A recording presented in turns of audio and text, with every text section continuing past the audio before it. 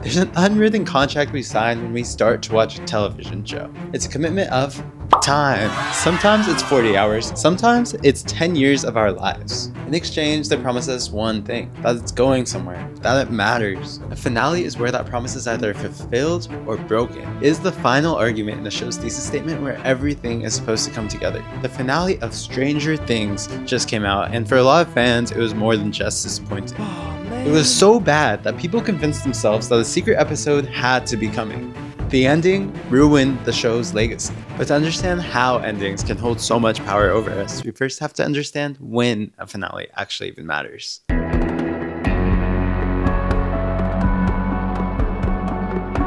A finale mattering doesn't really even take into account the actual content of the last episode or even the last season for that matter. In order for a finale to matter, it first depends on the type of show it is. Some shows are episodic, sitcoms, comfort shows where each episode can stand on its own. If these shows have a bad finale, it doesn't necessarily affect the entire show as a whole. Seinfeld is famously thought to have a terrible ending, but people still rewatch the show constantly. But story-driven shows are different. When the show is serialized or when every season builds towards some larger narrative, we expect payoff. We expect all the loose ends to be tied, and most importantly, we expect the ending to actually mean something. There's a concept called peak end theory, which basically says that people remember their experiences most by its climax and its ending. So for story-driven shows, the finale holds immense power. But if we don't even care about the show or what's going on in it, it loses that permission to matter in the first place. Grey's Anatomy is a perfect example of this. When it first began, it was pulling over 30 million viewers an episode. But now, 2 decades later, it's barely even pulling 3 million. Even if Grey's Anatomy delivered the best finale of all time, it wouldn't really matter because most people stopped watching years ago. But a show doesn't have to run for 22 seasons to lose viewers. We can use basically any CW superhero show ever as an example of this, but let's talk specifically about The Flash. The Flash used to be my favorite show, and the first 3, maybe even 4 seasons were phenomenal. But then they started adding unnecessary, annoying Hello everybody. Not you. Characters. And other characters started to go into delusion. If a show degrades in writing quality before the final season, the show becomes irrelevant. A finale can only matter if we still care.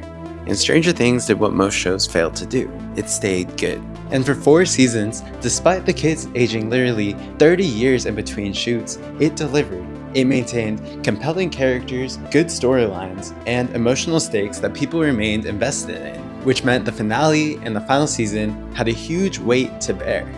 And that is where the problem began, because a finale can't succeed if the final season doesn't do its job in the first place.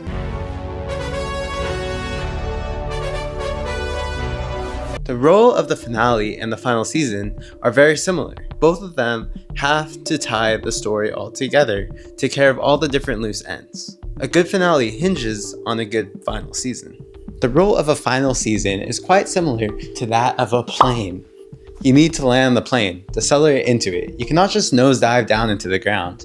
You need to make sure that you're resolving any lingering story arcs throughout the entire final season. A show that did a tremendous job of this was BoJack Horseman, and I'm going to talk about this, but not giving away any specific details.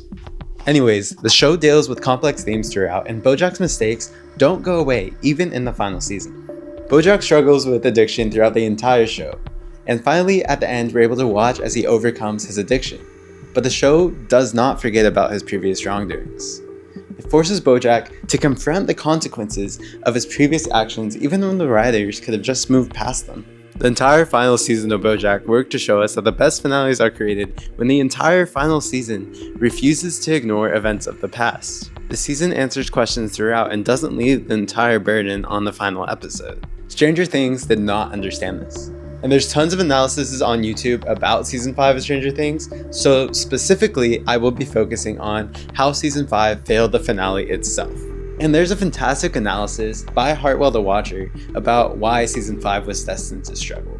He argues that the show has moved too far from its original premise, a small-town mystery about a missing boy. Instead of simplifying and focusing on its core cast of characters, it has continuously decided to expand to be bigger and bigger. New obstacles are added, new lore on how the Upside Down works, everyone just kind of hangs out in there now, and lowering the stakes of the previous season. This image never came to fruition.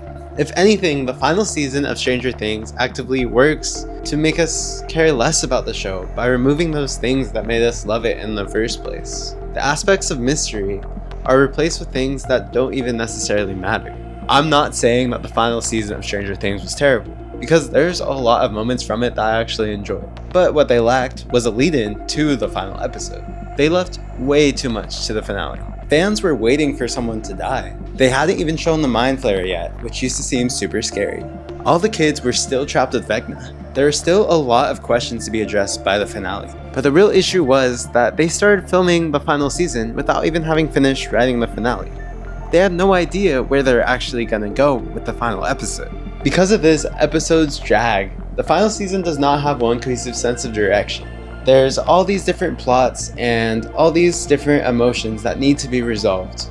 And all of this is left purely to the finale to solve. And this leads to the greatest tragedy of all.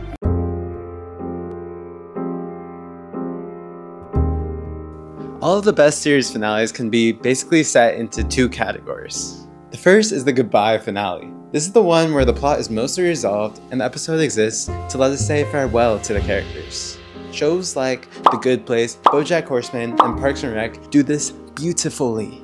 Then you have other finales where we run through one final chapter of the story. Breaking Bad, Friends, and Lost follow this structure. What you cannot do is both. It is absolutely crucial that the finale is not this complex mess blob. Every episode in the final season needs to be linear and focused, so that the final episode can be the finishing touch on the goal of the entire series as a whole. Stranger Things tries to cram a massive final battle with a long-term epilogue. It tries to do too much. The battle feels rushed, the aftermath feels unearned, and the time jump creates more questions than answers. Neither half gets the space it needs. But most importantly, the finale of Stranger Things does not do justice to the world that the entire show created. When you think of the most dangerous thing in Upside Down, do you think of Demogorgons? Perhaps Demodogs? Or a tower that almost falls down? If you guess tower, you are right, because that's all that appears in the final episode. The thing that started it all does not appear in the final episode. It does not do justice to the world that the show created. The final character arcs we see do not fit the characters that we've gotten to know and love over all of these years. Eleven disappears after spending the entire series fighting for normalcy and freedom. Mike is just left to a lifetime of sadness. Steve, who we have watched grow and become this really likable character, outgrowing his high school self, goes back to high school as a baseball coach, which we have never even seen him play.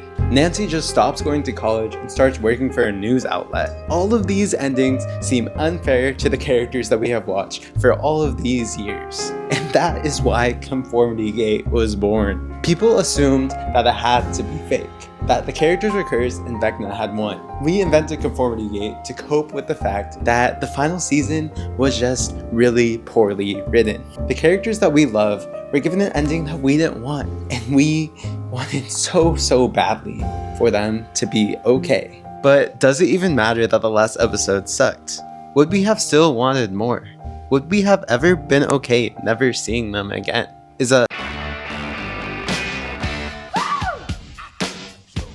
When I was younger, I wouldn't watch the last episode of a series. I think I've watched New Girl about 3 different times now, the entire full season, and I don't think I've ever watched the final episode.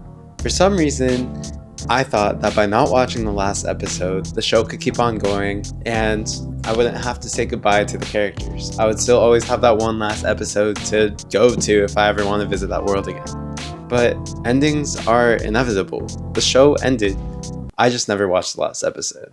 Humans crave connection. We want to be able to connect with characters in books, movies, TV shows, fridges with googly eyes, anything. So when a TV show ends, it's not just that TV show. It's also our connection to all of the characters within. It could very well be the last time we see any of those characters. We want the best for all the characters that we followed for years on TV. We want their ending to be justified. We want them to be okay. Coping with a bad finale is weird. It's just a TV show at the end of the day. Our life moves on. The Duffers still get their check. We move on. The disappointment stays with us. But maybe, just stay with me guys, maybe the real finale was the connections we made with the characters along the way. The memories that we have of watching the shows throughout the years, the lessons that the show taught us. We can remember the show for all of its good instead of just the bad finale. So is a good ending ever possible? Maybe, but no matter how perfect an ending is, I think part of us will always miss the characters that we got to meet along the way. We'll miss the novelty of watching a show for the first time. We'll miss getting to watch their story continue. But we can still celebrate when a character actually gets the ending that they deserve. And even when a character doesn't get this, at least we got to meet them in the first place. We would have never gotten to meet them if we never got to watch the show ever in our entire existence. And we can at least cherish that single fact. Anyways, let me know what you think about all of this in the comments down below and how you cope with a bad ending. And leave a comment, leave a like, subscribe maybe, and watch your baby. I'll see you guys next time.